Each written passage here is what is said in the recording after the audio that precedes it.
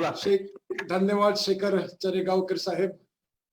Govindrao Vanjari foundation द्वारे अभिव्यक्तीच्या या तिसऱ्या पुष्पामध्ये तुम्ही सहकार, संधी व आव्हाने या विषयावर प्रगल्भ विचार व्यक्त केलेत आणि या विचारांची कास घेऊन सरकार क्षेत्रामध्ये विदर्भातील सर्व संस्था पुढे जातील आणि हा प्रयत्न फक्त इथवर न ठेवता याला एक पुढे घेऊन जाण्याचं आमचा पण मानस आहे.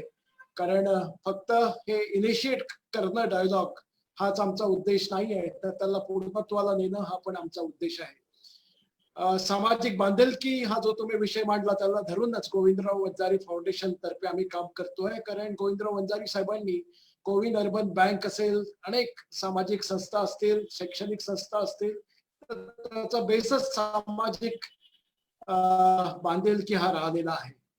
A + B² A² + B² + twice AB असं म्हणतात. हा जो ट्वाइस AB आहे हा कलेक्टिव्ह डिव्हिडंड असतो.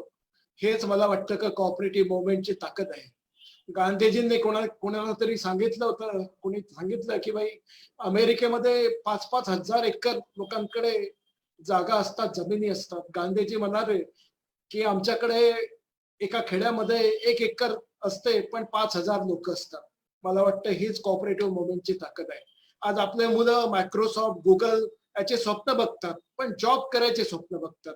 कोणीही आपल्या कोऑपरेटिव्ह मुवमेंटच्या थ्रू झालेल्या अनेक अशा संस्था आहेत, फॅब इंडिया असेल, अमूल असेल, याचं उदाहरण घेऊन गावामध्ये क्रांती करायला धजत नाही.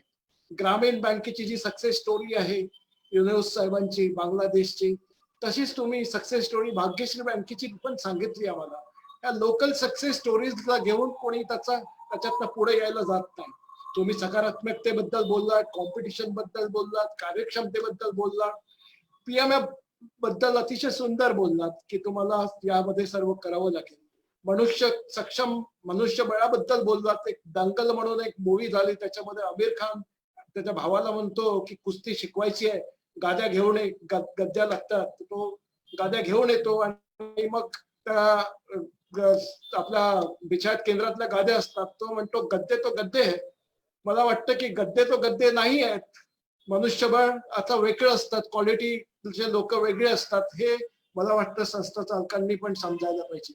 विकास म्हणजे नुसतं शहरीकरण नाही, आधुनिकीकरण नाही, तर स्मार्ट शेती, स्मार्ट शहरांपेक्षा स्मार्ट खेडी जर झाली तर मला वाटतं की ही जी कोऑपरेटिव्ह मुवमेंट असेल ही क्रांती घडवून येईल. कारण गावागावांमध्ये असं जर अर्थकारण निर्माण झालं तर मला वाटतं की खऱ्या अर्थाने सक्सेस हा भारताला मिळेल.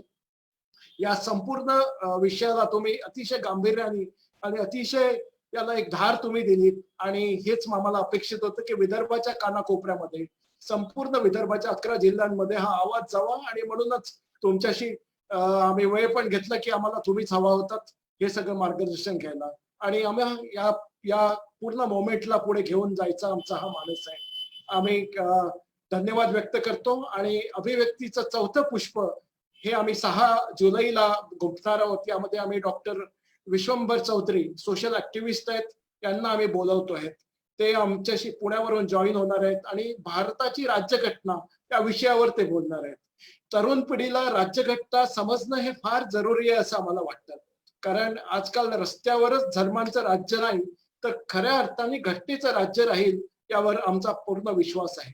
राष्ट्रवाद असेल, राष्ट्रगीत असेल, राष्ट्रध्वज असेल, त्याचा संपूर्ण प्रकाश आणि त्याच्याबद्दलची आत्मीयता आणि त्याच्याबद्दलचं एक पेट्रोटिक मोमेंट विद्यार्थ्यांमध्ये आणि समाजामध्ये निर्माण व्हायला पाहिजे, म्हणून हा विषय आम्ही घेतलेला आहे.